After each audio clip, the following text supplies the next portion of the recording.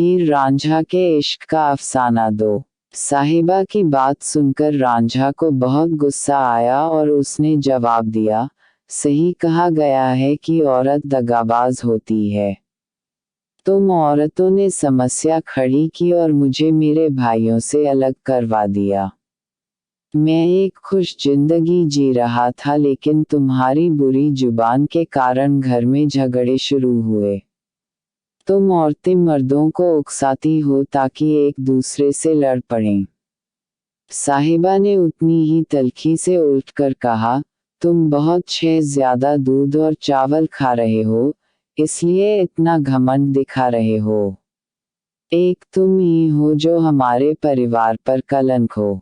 अगर घर छोड़ दो और कुछ दिन भूखा मरना पड़े तो तुम्हारी ये सारी भाषणबाजी बंद हो जाएगी। तुम आलसी हो और किसी काम के नहीं हो। तुम गांव की लड़कियों पर बुरी नजर रखते हो।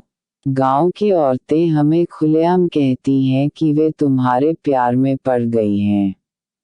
तुम्हारी खूबसूरती देख ये औरतें उसी तरह फंसती हैं जैसे कि मधु में मक्खियाँ चिपक जाती हैं। औरतें तुम्हारे पीछे दिन रात भागती हैं। तुम्हारे प्यार ने जाने कितने घरों को बर्बाद कर दिया है।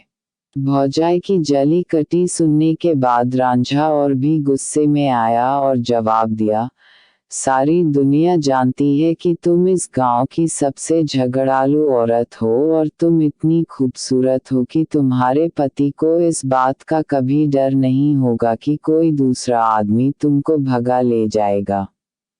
क्रोध से साहिबा की आंखें लाल हो गई और उसकी सूरत पर लहराती लंटे जहरीले सांप की फन की तरह हो गए। वह बोलने लगी, अगर हम लोग तुम्हारे लिए इतने ही बुरे हैं तो जाओ किसी सियाल की लड़की से शादी कर लो। जाओ उनके घरों के आसपास जाकर अपनी बांसुरी बजाओ और उनकी औरतों को फांस लो। अगर तुमको हमारी खूबसूरती पसंद नहीं तो जाओ हीर से शादी कर लो। उसे दिन रात तलाश करो ताकि तुम उसे अपने जाल में फंसा सको। अगर दिन में वह हाथ न आए तो रात को घर की पिछली दीवार गिराकर उसे भगा ले जाओ। साहिबा की बातों का जवाब देने में रांझा भी पीछे नहीं हटा। कहने लगा, तुम्हारे जैसी भौजाई को तो नदी में डूबो देना चाहिए। मैं हीर को ब्याह कर लाऊंगा और तुम्हारे जैसी औरतें उसकी नौकरानी बनेंगी।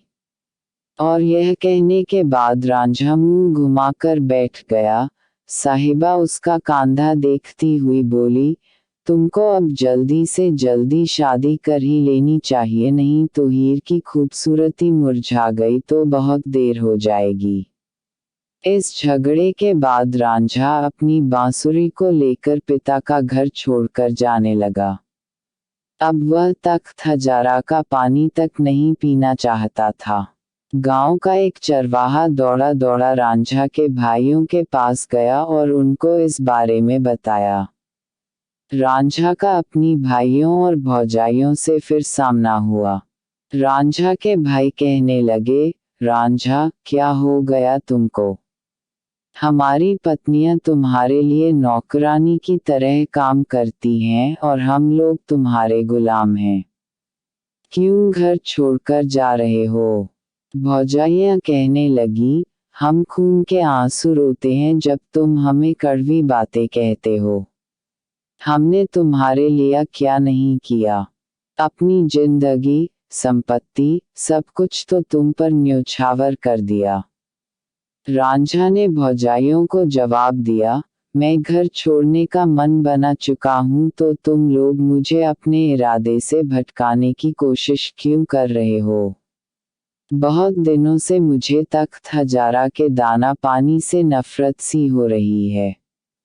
पहले तुम लोगों की जली कटी सुनकर मेरा दिल जला।